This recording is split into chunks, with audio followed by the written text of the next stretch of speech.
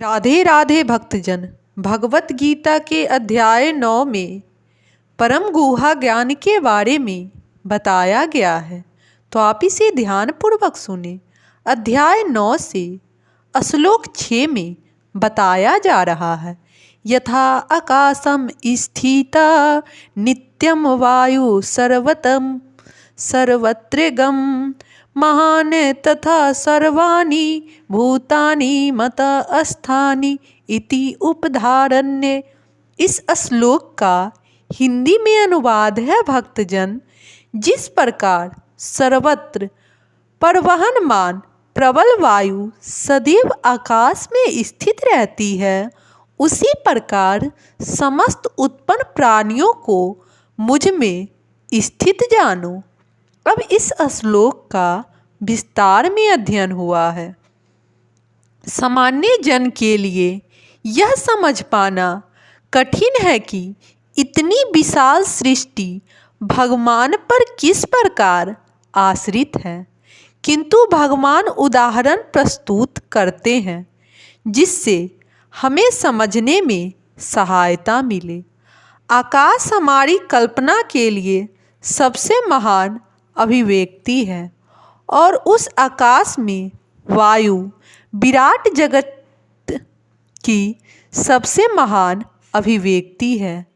वायु की गति से प्रत्येक वस्तु की गति प्रभावित होती है, किंतु वायु महान होते हुए भी आकाश के अंतर्गत ही स्थित रहती है, वह आकाश से परे नहीं होती।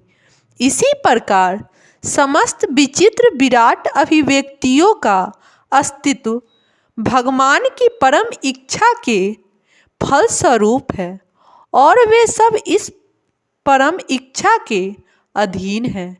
जैसा कि हम लोग प्रायः कहते हैं, उनकी इच्छा के बिना एक पत्ता भी नहीं हिलता, इसी प्रकार प्रत्येक वस्तु उनकी इच्छा के अधीन गतिशील है।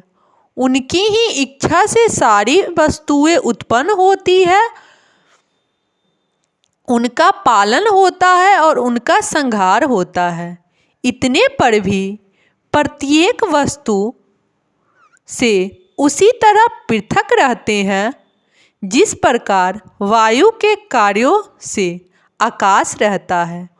उपनिषदों में कहा गया है, यदा भीषा वातते पवन्ते, वायु भगवान के भय से प्रवाहित होती है।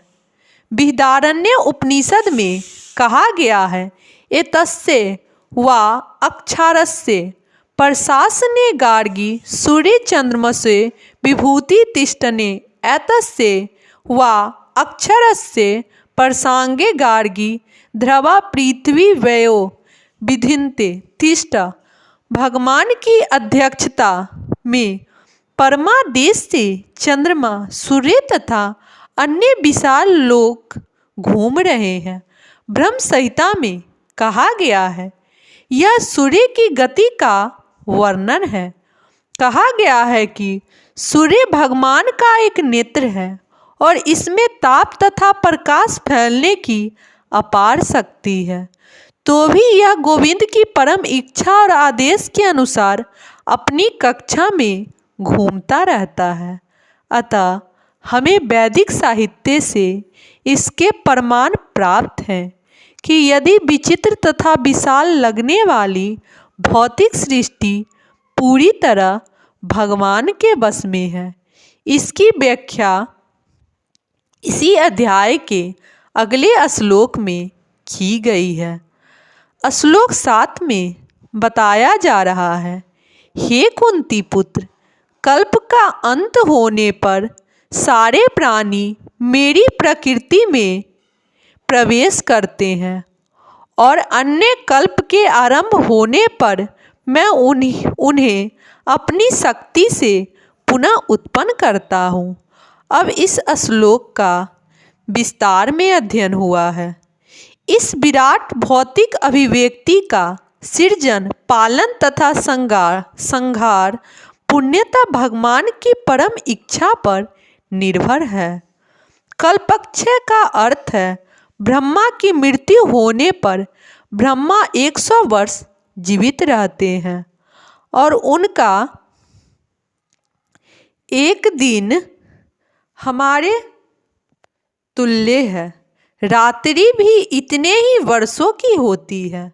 ब्रह्मा के एक महीने में ऐसे 30 दिन तथा 30 रातें होती है और उनके एक वर्ष में ऐसे 12 महीने होते हैं। ऐसे 100 वर्षों के बाद जब ब्रह्मा की मृत्यु होती है तो प्रलय हो जाता है, जिसका अर्थ है कि भगवान द्वारा प्रकट शक्ति पुनः सिमटकर उन्हीं में चली जाती है। पुनः जब विराट जगत को प्रकट करने की आवश्यकता होती है तो उनकी इच्छा से सृष्टि उत्पन्न होती है। यद्यपि मैं अकेला हूँ किंतु मैं अनेक हो जाऊँगा। यहाँ वैदिक सूक्ति है। वे इस भौतिक शक्ति में अपार विस्तार करते हैं और सारी विराट अभिव्यक्ति पुनः घटित हो जाती है। राधे राधे भक्तजन।